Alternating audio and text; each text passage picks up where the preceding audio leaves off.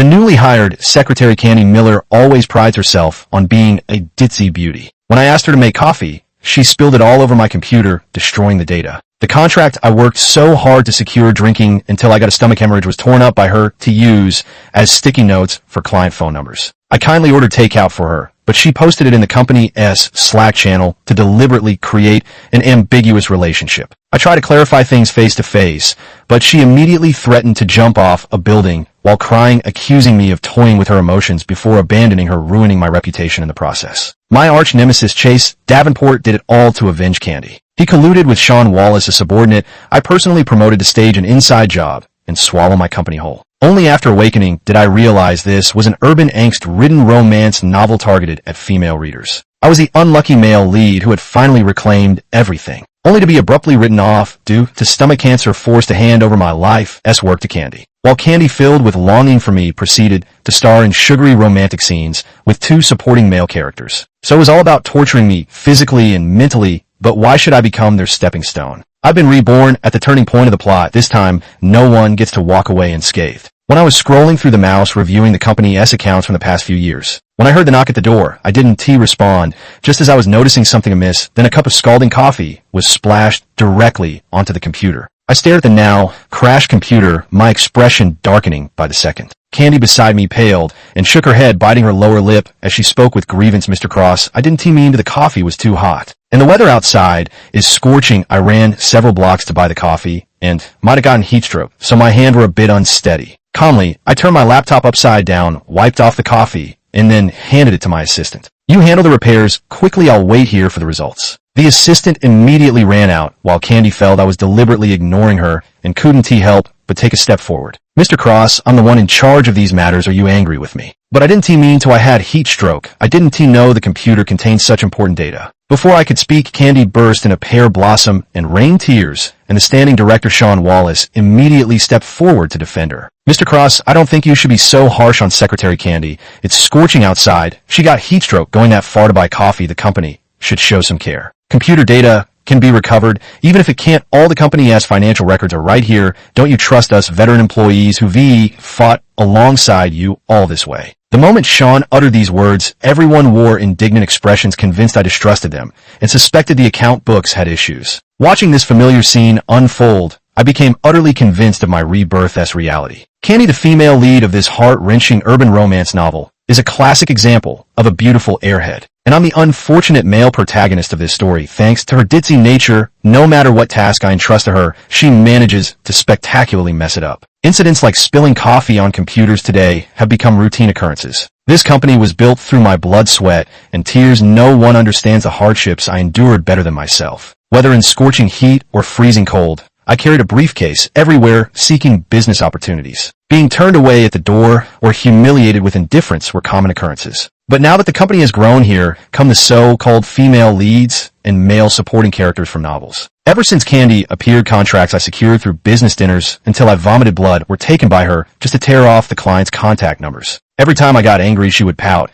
and say she was just doing what's best for the company. I'd be fuming internally while asking her for the client's contact number. She'd blink her innocent eyes and say, I don't remember. Either I think I put it here just now or maybe in the drawer. Sorry, Mr. Cross, my memory, I ascend. Very good, you know. When it was time to clock out, everyone else would go home, but she'd stubbornly stay behind, working overtime on tasks that absolutely didn't require overtime. Candy even posts on Instagram, claiming she's the chosen hard worker working unpaid overtime to strive for promotions and raises. Everyone on social media is criticizing the boss for being inhumane, making employees work unpaid overtime. It's exploitation. I'm speechless. She's clearly the one slacking off during work hours and failing to complete her tasks. Besides, I do pay overtime wages. They're automatically deposited into her account every month, and when she works late, she insists on keeping all the office lights on bright as daylight. One moment she's drinking coffee, the next applying face masks to stop her from wasting company resources. I ordered her takeout and kindly advised her to go home early. Candy mistook this as me liking her the next day. She spread rumors around the office when I found out and publicly denied it. She threatened to jump off a building, accusing me of toying with her feelings before abandoning her. I never imagined the company wouldn't believe me. Even more shocking was how my arch-rival Chase Davenport teamed up with Sean Wallace, whom I personally promoted to conspire against me and oust me from the company. They ruined my reputation and left me with nothing, yet despite it all, Candy still haunted me like a ghost, insisting she wanted to stay by my side. As a result, Chase grew jealous and turned love into hatred, having someone run over my legs and cripple me. Yet Candy stood by me, unwaveringly determined to help me make a comeback. Later, I returned to the pinnacle of success, only to pass away prematurely from stomach cancer, leaving all my assets and company shares to Candy. Thus, a lifetime of my hard work went to waste as I watched Candy mourn me in public after my death, only to cozy up to Chase and Sean behind the scenes. Playing out the cliché of chasing love as the male lead of this story, I felt like a mere tool drained of my worth, my corpse used as a stepping stone for their rise. The moment I voiced any criticism of Candy, Sean would rally the veteran employees to defend her. I couldn't fathom where they found the audacity. Perhaps I'd been too lenient with them, making them forget their jobs were at my discretion, that I wasn't the one who needed them. No, it was they who couldn't afford to lose the company. The thought of how they ruined me in my past life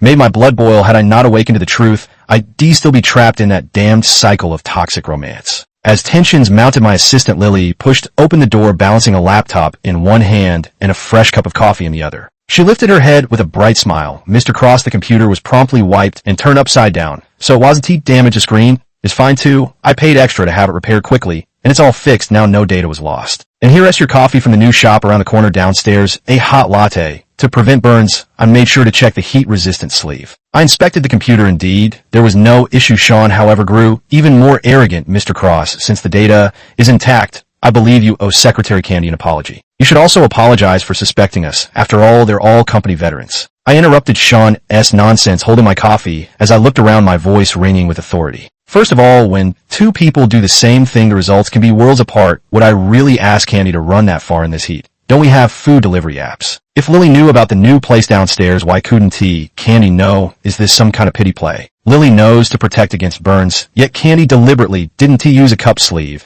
just to look pitiful. My time is money, and Lily gets things done efficiently. Candy, do you think you can compare to Lily? The moment I finished speaking, Candy's face turned deathly pale, and tears began falling uncontrollably like they were worthless. Sean immediately looked distressed and was about to speak, but I cut him off. And you, Sean, I made you HR director, and this is the kind of trash you bring me. I don't care if you have ulterior motives or not, but this secretary is yours now starting today. Lily is my new secretary. As for the rest of you, you've worked hard for me all these years. If you want to take a break, I won't mind letting you go and promoting the juniors below you. After all, if you don't do the job, plenty of others will. This time everyone fell silent. I thought they would passionately throw down their resignation letters and walk away, but in the end they just exchanged glances before lowering their heads and pretending to be dead. As for Sean, when he heard that I was assigning Candy to be his secretary, he hesitated for a moment before saying uncertainly, Mr. Cross, this isn't appropriate. How could I use your secretary? Ignoring Candy's pitiful gaze, I don't have the domineering CEO fetish for women's tears. I tossed the documents onto the table. Either you keep her or fire Candy right now. Guarantee you protecting her, then let her work with you on the newly assigned project. If there's even the slightest mistake, I'll remove you from your position as director immediately. Sean finally grew anxious. Mr. Cross, Candy lacks the experience and still needs to learn from you. I've just secured a major deal, and I'm afraid her involvement might delay progress. I smiled, so he did understand how hard won those signed contracts were. I remember when Candy tore off the contract I signed just to copy the phone number. Sean merely advised Mr. Cross or company isn't that garage startup anymore, losing one client isn't the end of the world. The company needs to grow by nurturing new talent. Candy was just overeager to land a deal. It's understandable. This major deal directly determines whether Sean will be transferred to headquarters later. This time, I want to see how he can climb higher while dragging Candy along. If he refuses, even better, I can use his own hand to get rid of this idiot. Candy tugged at Sean's sleeve, crying, Sean, please let me be your secretary. I don't want to leave the company. I want to prove myself that I'm not the useless burden everyone says I am. Sean struggled for a long time before reluctantly agreeing, though his expression remained extremely grave. It seemed he too understood just what a burden Candy was. Everyone gradually filed out. Candy glanced at Lily, pouting as she demanded. Mr. Cross asked everyone to leave. What are you still standing there for? Lily didn't budge, an inch, her eyes fixed on me. I chuckled lightly and said, Candy, you don't get to order my secretary around. Candy gritted her teeth, turned on her heel, and stormed out, slamming the door shut with enough force to leave a crack. Staring at the damage, I calmly told Lily to deduct both the computer and door repair fees from Candy's salary. Lily nodded. I looked at her, recalling how in my past life, when everyone turned against me, she was the only one who spoke up to clear my name. Though it was exactly clearing my name, she simply told the truth, but because of that, Candy and Sean ostracized her, and after I left, she resigned voluntarily. Candy had always suppressed her, overshadowing her brilliance. In reality, Lily was exceptionally capable, with strong execution skills, a real talent. But more importantly, she was Chase Davenport's arranged marriage partner, her real name being Lily White, a true top-tier socialite, hiding her identity. In my previous life, after I died, Chase kept pestering Candy. After establishing his footing in the Davenport group by stepping on the White family, he directly broke off his engagement with Riley White. Riley turned out to be more resilient than I imagined. She outright confronted Chase, becoming the biggest antagonist in the latter part of the story. In that case, I might as well switch from male lead to antagonist and join forces with her strong allies, make revenge all the more satisfying. Just as it was time to clock out, Candy saw Riley leaving work and couldn't resist, stirring trouble again. Hold it, none of us are off yet. Why are you leaving so early? We should work overtime for the company until the very last minute. I'm going to tell Mr. Cross. Lily didn't even acknowledge her saying with exasperation, why work overtime for tasks that should be completed during working hours? Mr. Cross said time is money. If you want to complain, let me remind you it was Mr. Cross who told me to clock out. Candy's chest heaved with anger, but the colleagues who used to speak up for her remained silent. It was all because Candy deliberately spread rumors that I liked her, always creating an ambiguous atmosphere, and the people in the company just followed the trend to flatter her. Without me, nothing. Candy still wanted to go after Lily, but Sean erupted in anger. Candy, can you tell me how you managed to produce such a garbage file? Even the punctuation marks are wrong. And where the freshly printed contract? Candy pointed pitifully under the greasy hot dog wrapper. I thought it wasn't an important contract, so I used it to cushion the hot dog. I didn't mean to Sean, you want to be mad, right? I nearly burst out laughing in the office as Sean stared at the oil-stained contract with his smeared signature, hopping mad on the spot. But I truly underestimated the tolerance of a male lead-s rival. Even though this contract was crucial, Sean still swallowed his anger and resisted slapping Candy across the face. By evening, heavy rain poured outside. As I finished reviewing the final accounting entry, it turned out exactly as I predicted. Sean insisted on placing Candy by my side to use her for underhanded schemes, attempting to deceive everyone. Every project Sean handled exceeded its budget with additional reimbursements. I don't believe he had that many leadership partners to dine with. These bills flowed like water, with suspicions of embezzlement. Financial personnel must have been involved. No wonder the company was easily swallowed by Chase, later teaming up with Sean to kick me out. As long as we follow the clues, we can definitely bring Sean down completely. After finishing my review, I stepped outside to find the company brightly lit, as if it were daytime. Just like in my previous life, Candy was working alone, yet every single light in the entire office remained on. I noticed the bear-shaped cookies by the office desk, and remembered they were left for me by Lily Mint to prevent my hypoglycemia.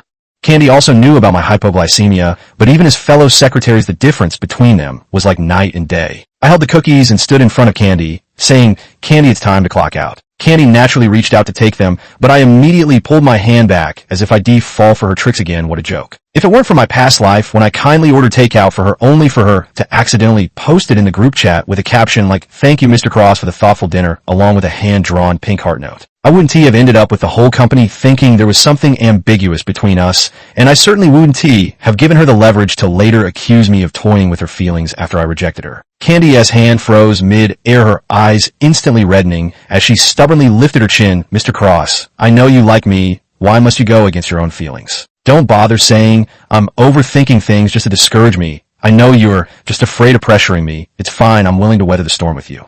First of all, my company is already publicly listed and my net worth exceeds hundreds of millions. There's no storm to weather together. Besides, even if Candy and I did end up facing hardships together later on, it was only because I simply couldn't refuse. She pushed my wheelchair into a ditch when my leg was injured, yanked out my drip while caring for me in the hospital, and when I was struggling to rebuild my business, she spent my own money to buy me a 2,000 Lucky Crystal for encouragement. $2,000, who's ever heard of a 2,000 Lucky Crystal, especially when I was most strapped for cash, and she didn't even use her own money. After I finally climbed back to the top, she credited all the success to herself and that damn crystal. Just when I thought I'd escaped this nightmare, I ended up dying from stomach cancer. Even now, the memory makes my blood boil, and as I predicted, all the shares and assets I left to Candy were handed over to Chase and Sean. After all, she only wanted to be the adored dumb beauty who basked in everyone's affection without the brains to be a strong female lead. I said coldly, if you don't leave now, settle the electricity bill. First commercial rates are expensive. Candy completely lost it and shouted as I walked away. Without looking back, Ethan, don't forget our company's biggest order is mine. If you anger me, Mr. Chase will definitely cut ties with the company and retaliate against it for my sake. I paused mid-step, having nearly forgotten about Chase. The main reason Candy could stay in my company was because of him. Everyone knows Kai C and I are sworn enemies, yet when faced with a project worth hundreds of millions, he casually handed it over to Candy just for her sake. Typical rich second-generation behavior, so confident, but let us see if his luck will favor him again in this lifetime. I turned my gaze to Candy, my expression darkening as I caught the smug look in her eyes. This time I'll make sure you're all caught in one fell swoop. I ignored Candy's loud tantrum and directly pulled the main power switch in the darkness. Her piercing scream was especially grating. The corner of my lips curled up, but the smile froze the moment I stepped out of the company. In front of the Maybach, a standard ride for domineering CEOs, a man stood under the streetlight, shielding the wind with his hand. As he lit a cigarette amid the swirling smoke, his expression revealed 3 parts mockery and 4 parts aloofness. Who else could it be but Chase, truly worthy of being the devoted second male lead? His nose was as sharp as a dog's. The moment Candy got bullied, he materialized out of thin air. Chase spoke coldly, Ethan, I believe I warned you not to bully. Oh, damn it, my foot. His expression finally cracked as I kept stomping hard on his polished leather shoes, pretending to just notice him. I smiled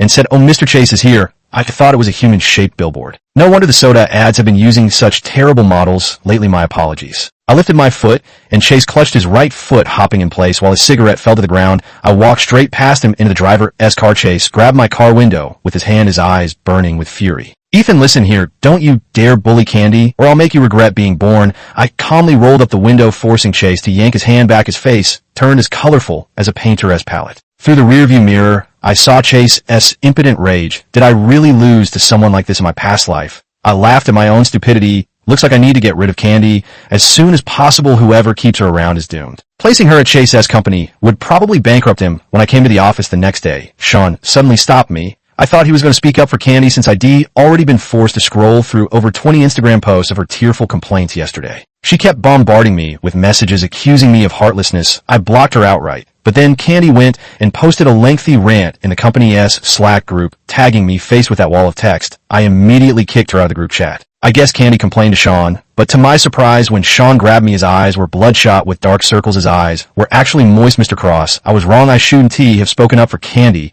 She has been torturing me to death. The project handover is just one crucial step away. Please take her back, or at least give her some time off. Just keep her out of my sight. Mr. Cross, surely you don't want this entire project to be ruined, do you? I looked at Sean's expectant and calculating gaze, pushed him away directly, and spoke coldly, your people, you handle them yourself. If the project has issues, she won't be affected. You'll be the one getting fired. I believe in you. Go for it. Sean completely broke down, crouching on the ground, beating his chest in frustration. Only after Lily reported Sean's movements to me did I learn that ever since Candy ruined the contract signature with a spicy hot dog, Sean had no choice but to swallow his pride and beg the partners. Humiliated beyond measure, forced to drink who knows how much alcohol, and every task assigned to Candy was perfectly botched. Asked to prepare for a meeting, she managed to cram 50 people into a conference room meant for 10. Watching the project managers squatting on the floor with no seats left their faces full of resentment in the company surveillance footage, I almost died laughing. When asked to prepare tea, she somehow managed to step on everyone's landmines. Whatever people disliked, she deliberately chose,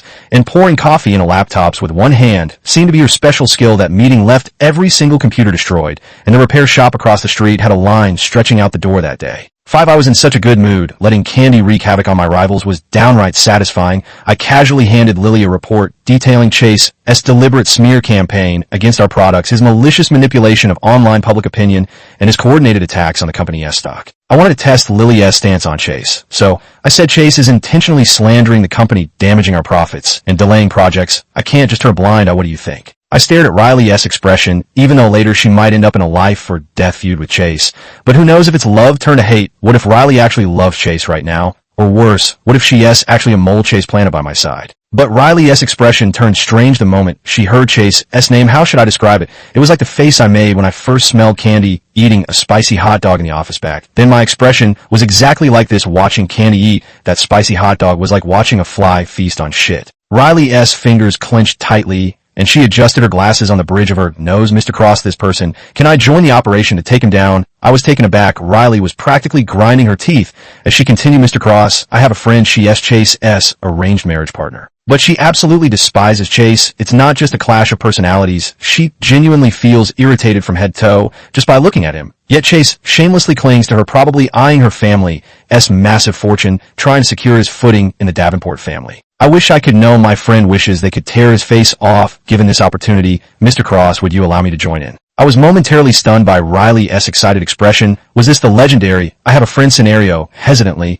I nodded. Of course, in that case, you'll handle PR and the upcoming attacks on Chase Davenport Industries. Riley immediately dashed out like a gust of wind. Naturally, I wasn't about to trust Riley so quickly, but when I saw the trending hashtags popping up online, exposed Chase was caught peeing in the wild, exposed Chase had a one-night stand with a D-list actress. And then there were the unflattering photos of Chase workplace misconduct allegations and the explosive footage of Chase biting back at a dog after being bitten. I didn't even need to click on them. I knew these absurd claims were too ridiculous to be true, but as I watched Riley furiously typing and photoshopping away, I fell deep into thought. Was it truly love turned to hatred after the broken engagement that drove her actions soon after the money tree at Chase Corporation was uprooted, the Lucky Cat replaced with garden gnomes, and the main course served at Chase S banquet swapped for a lethally spicy ghost pepper curry? Rumor had it that one bite could send you straight to the emergency room. My office was becoming increasingly cluttered. Abito's money tree, a beckoning cat figurine with a chipped corner, neatly packed Indian takeout, and Chase S. secretary. I finally had to put my foot down. If this continued, there truly wouldn't be any space left for me in my own office.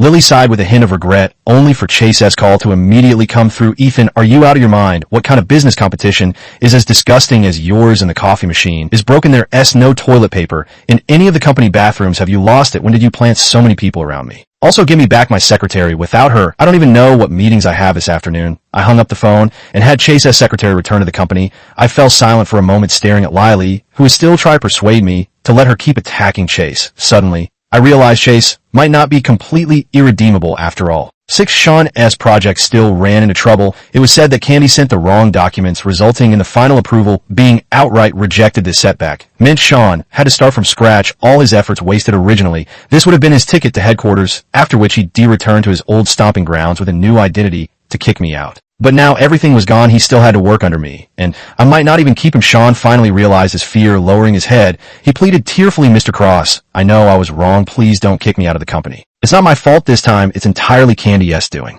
Sean no longer had the demeanor of a protector, his gaze cold and filled with disdain toward Candy. Heartbroken, she stared at him in disbelief. Sean, how can you blame everything on me? Sean's transformation didn't surprise me in the least, for he was inherently selfish. No amount of affection could ever outweigh his own ambitions. I agreed with Candy's words and turned to Sean, saying, Sean, you said it yourself. The company needs to nurture new talent. Candy only has the company's best interests at heart. How could you possibly smear her reputation like this? Candy looked even more aggrieved upon hearing my words, while Sean's expression twisted like he was constipated. He had no idea how to deny what he had previously said. Sean hesitated before saying, the company wants to train new employees, but we can't keep teaching someone who can't learn like it's kindergarten. Mr. Cross, please keep me on. Candy isn't suitable. She was the main reason for this project's failure. Let Candy take responsibility. That was too harsh. Candy completely lost it and started arguing with Sean. Then they both turned to look at me, expecting me to choose one of them to stay. But why should I have to choose between them? I want neither. I walked out of the office and addressed everyone in the company directly. I once said that if the project failed, Sean would be fired immediately. My word stands, and the same applies to all of you. The company is always evolving. If you want to slack off and reach into places you shouldn't, your fate won't be any better than Sean's.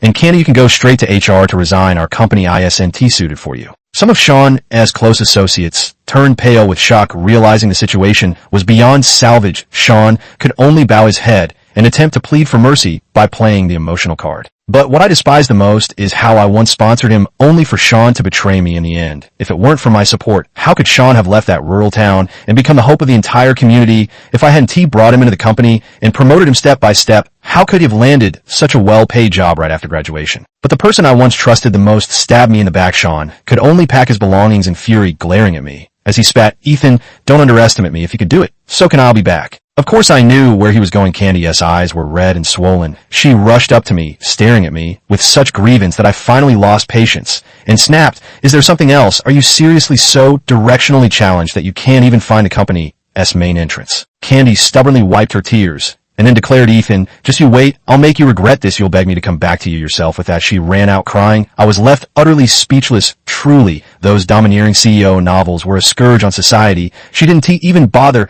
collecting her salary from HR, though to be fair, most of it had already been docked anyway. I knew they would all want to go to Chase Corporation, but I had already leaked the news to Chase that Sean had targeted Candy and gotten her fired from the company. Sure enough, Sean went straight to Chase's office that very day. Yes, our two companies are that close to each other. So close that I suspect, even when I'm sipping tea in my office, Chase might be watching me through binoculars from across the way, even though the glass is anti-spy. I imagine him staring at my spot, standing disdainfully by the floor-to-ceiling window, fantasizing about crushing me utterly. He even went so far as to add an extra floor to the building, just to one-up me. Sure enough, Sean turned and entered Chase's company, only to be thrown out by security, along with his boxes. Utterly humiliated, I enjoyed the sight of his resentment and shame through my binoculars while eating the oranges Lily peeled for me. Lily was indeed meticulous, even removing every last bit of the white pith from the oranges. Chase acted swiftly the moment I saw Candy enter his company. I knew Sean was in trouble. I never expected Chase would have someone break both of Sean's legs that very night, leaving him in the same predicament I faced in my previous life. After emergency treatment, Sean was hospitalized for recovery. Though his legs were beyond saving, he kept sending messages through intermediaries begging to see me, saying he regretted everything. But I felt no sympathy during his hospitalization. I had already purged all the mid to high-level executives involved in embezzlement, falsified accounts, and bribery. So when the hospital room door opened, Sean thought I had relented and come to see him. Instead, it was FBI agents formally arresting him for embezzlement and misappropriation of company assets. The incident even made the news that day, with Sean resisting arrest and struggling violently all the way.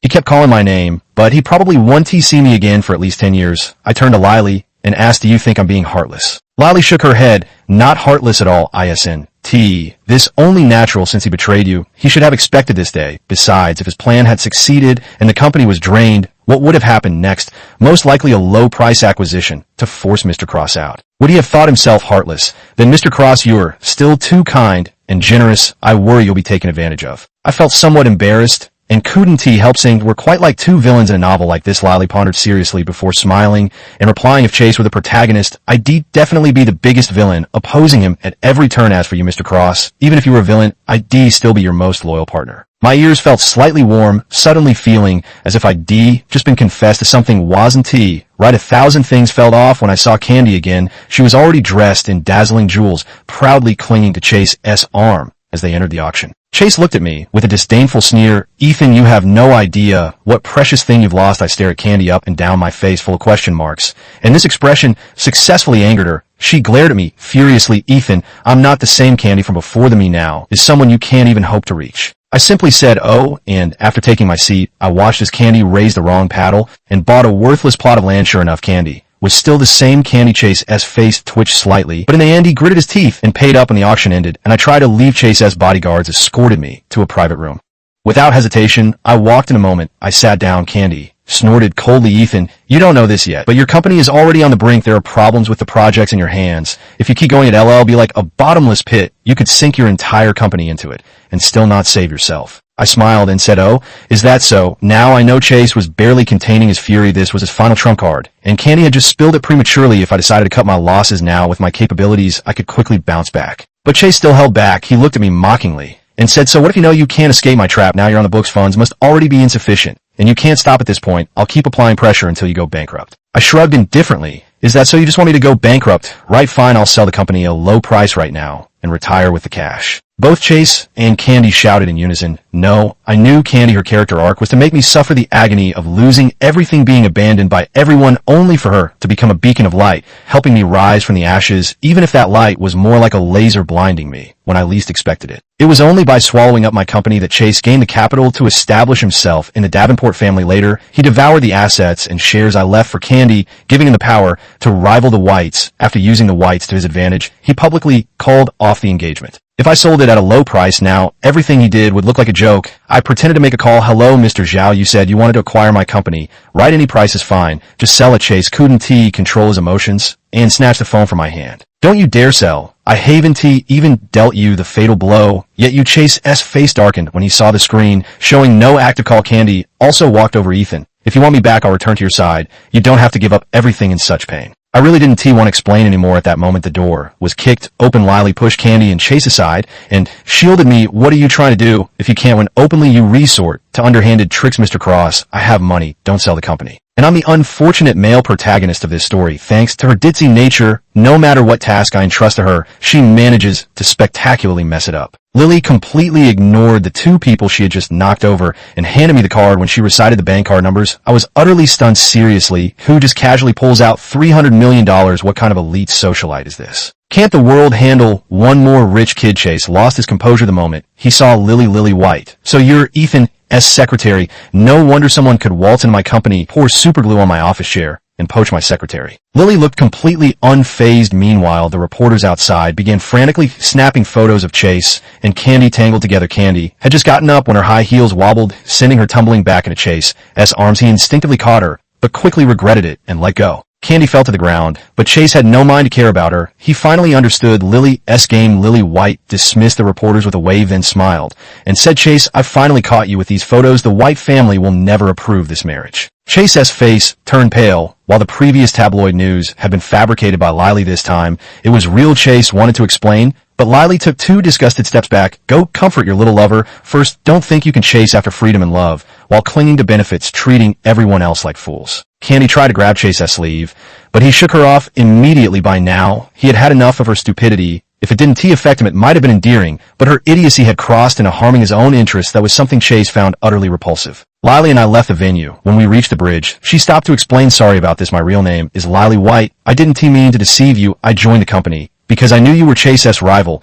and I wanted to help you take him down. I told her I understood. Everyone has secrets or lies they can't avoid. As long as they don't hurt me, I can accept them. After all, I was hiding my own rebirth, deliberately getting close to her from the start. Wasn't Lily, and I exchanged a glance and couldn't help but burst into laughter. She laughed because she had dissolved an unwanted marriage, while I laughed because I had finally altered the course of my own life. Whether this was a book or not didn't matter. I was flesh and blood. The company I had built with my own hands, the sleepless nights I'd endured to get into university, the scorn I'd suffered, all of it was real. Those were the tangible fragments of my existence, and no protagonist or supporting character could take them from me. Chase was disowned by the White family, and the patriarch was so furious he nearly ended up in the ICU on the spot. In the end, they stripped Chase of his position as general manager and exiled him overnight to a research station in Antarctica. I suppose Chase will have to make do with penguins for company. As for the Davenports, the Whites had no intention of letting them off the hook. If Chase dared scheme against the Whites, the Davenports must have been pulling the strings behind the scenes. Even exiled to Antarctica, Chase would remain the sole heir. So Riley injected funds into my company, and I made her a shareholder. Then, in alliance with the Whites, I completely erased the Davenports from the city. If Chase ever manages to return dreaming of a comeback, he'll find his home already dismantled. Let us see how he plans to turn the tables now. I never expected Candy to be so persistent. Chase left without even telling her, as if fleeing from on a cargo plane overnight. Yet she came to me, her face full of anguish. Ethan, how dare you say you never loved me? I'm leaving. If you admit your love for me, I'll stay. Before I could speak, Riley beside me wrapped her arm around mine and flashed the diamond ring on her finger. Sorry, but he has already taken. This is our engagement ring. Candy bit her lower lip, tears falling as she stared at me, stubbornly waiting for my response. I said earnestly, I never liked you. I'm not lying, nor is there some unspeakable reason. It's not like I have cancer and push you away, or that I'm about to go bankrupt and didn't want to drag you down. Stop making up scenarios in your head. Candy's expression kept changing, just as I predicted. The female lead in a tragic romance novel like this always had an exceptional talent for wild imagination, but this particular tragic romance felt like it was torturing me. Alone, as Candy left unwillingly, I called out to stop her. She turned back happily, her eyes brimming with expectation. I spoke with grave sincerity. Stop going to interviews. You aren't suited for corporate work. I didn't want other companies to be driven to the brink of bankruptcy by her misfortune